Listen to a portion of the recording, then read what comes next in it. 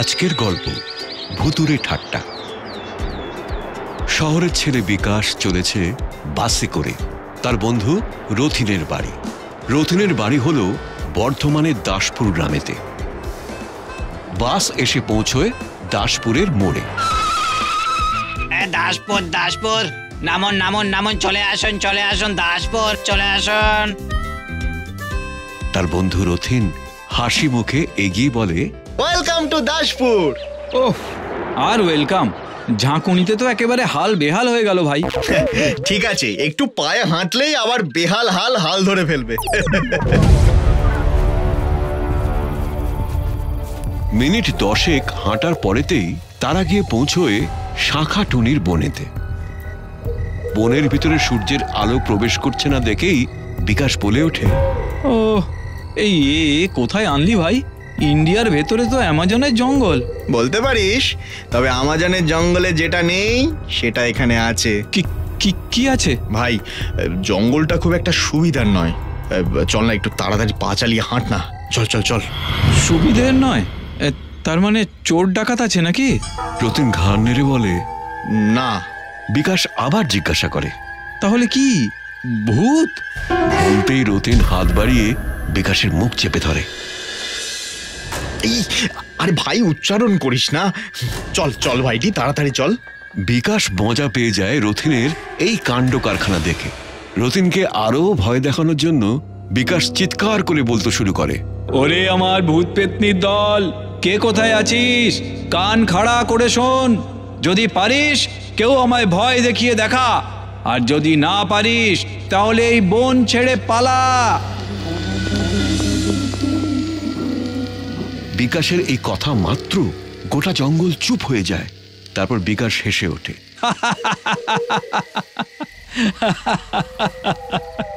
কিরে, দেখলি তো? ওপেন চ্যালেঞ্জ দিলাম। এই তোর গ্রামের ভূতেরা না বড্ড ভীতু, আমাকে দেখে আর আসতেই চাইলো না। চারিদিকে সরসর করে পাতারা দুলতে শুরু করে। রথিন এসব দেখে ভয় পেয়ে যায়। সে বিকাশের হাত ধরে টেনে নিয়ে প্রায় ছুটতে শুরু করে। তারা অবশেষে গিয়ে পৌঁছয় তাদের গ্রামের বাড়িতে। বিকাশরা জঙ্গল ছেড়ে বেরিয়ে যাওয়ার পরে দেখা যায় যে সমস্ত গাছপালা এতক্ষণ দাঁড়িয়েছিল সেইখানেতেই আস্তে আস্তে ধোঁয়া ধোঁয়া গাছের ডালে এসে পৌঁছয় শাকচুন্নি, মামদো, কানাভূত, ছোকরা ভূত, সব ভূতেরা এসে পৌঁছয়। একটা মানুষ আমাদের ওপেন গেট দিয়ে গেল। এর বিহিত করতে হবে, করতে হবে, করতে হবে, করতে হবে, করতে হবে। এই বলে সবাই মিছিল করতে করতে চলে একটা নিম গাছের উপরে ব্রহ্মদত্তির ডেরায়। এবং তাদের এই চাওয়া লোকেদের চোখে না পড়লেও গাছের সমস্ত পাখিরা হু হু করে উঠতে থাকে। জঙ্গলের ভিতর কোলাহল শুরু হয়। গ্রামের বাড়ি থেকে রথিন ঘাড় ঘুরিয়ে দেখে দূরে জঙ্গলের ভিতরে অসংখ্য কাক আর পাখিরা কা কা করে ঘুরছে, উড়ে বেড়াচ্ছে।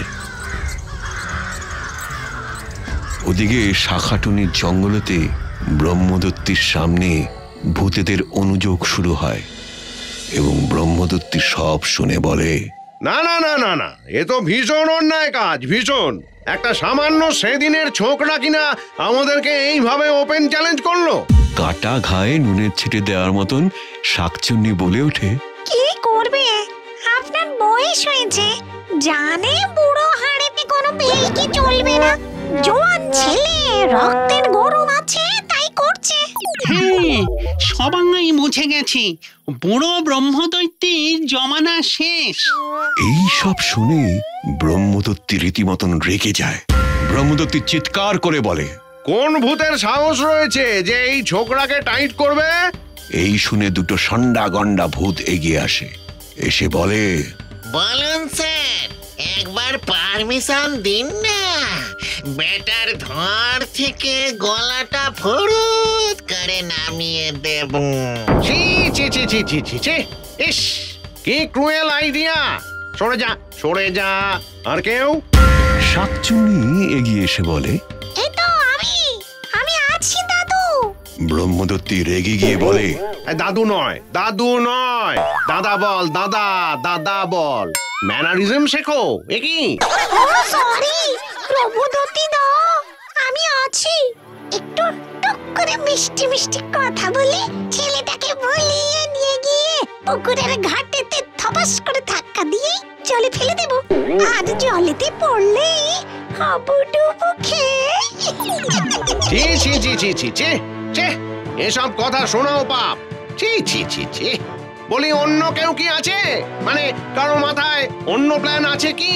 একটা রোগা মতন ছেলে এসে বলে, বেটার আপনি আমাকে দায়িত্ব দিন, ওকে একটু হালকা করে কড়কে দেবো ব্যাস। আর কড়কে দিলেই দেখবেন ভড়কে গিয়ে আবার শহরে পালিয়ে যাবে। ব্রিলিয়ান্ট! ওহ, ব্যাপক আইডিয়া, ব্যাপক। মানে যাকে ভয় দেখানো হচ্ছে সে তো ভয় পাবেই, আর অন্যরা তাতে আরো ভয় পাবে। বাহ! এই বলে ব্রহ্মদত্তি আর বাকি ভূতেরা হো হো করে একগাল হেসে ফেলে। সেদিন বিকেল বেলায় বিকাশ একাই বেরিয়েছে গ্রাম দেখতে।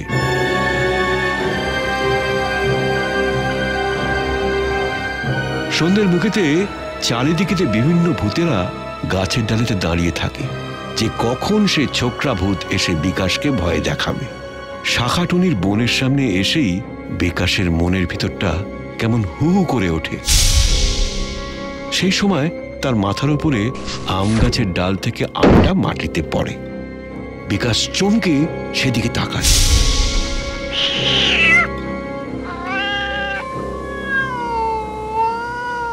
সে লক্ষ্য করে শাখাটুনির জঙ্গলের ভিতরেতে কে যেন একটা দাঁড়িয়ে রয়েছে, যার কোনো মুন্ডু নেই, কবন্ধ মূর্তি।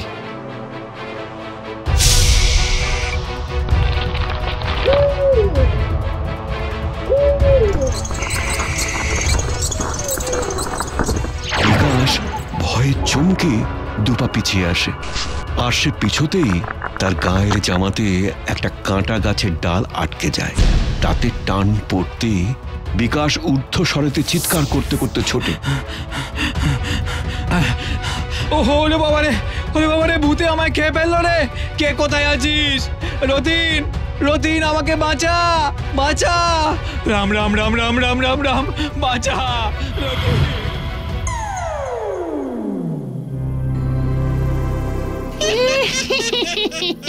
বেটা চলো, ভয় পেয়েছে।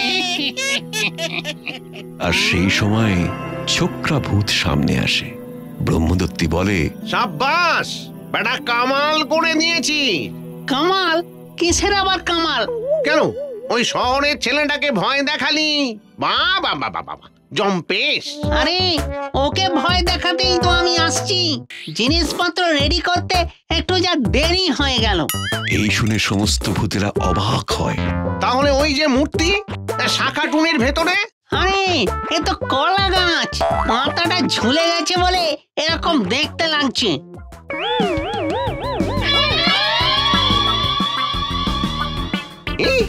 আর পিছন থেকে কলার টানা?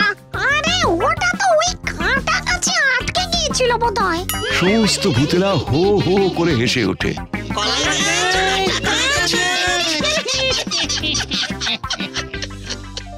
ব্রহ্মদত্তি বলে, এইসব ছেলেদের মুখেতেই যত সাহস। ভূতেরা ভয় দেখানোর আগেই নিজে থেকেই ভয় পেয়ে পালিয়ে গেল।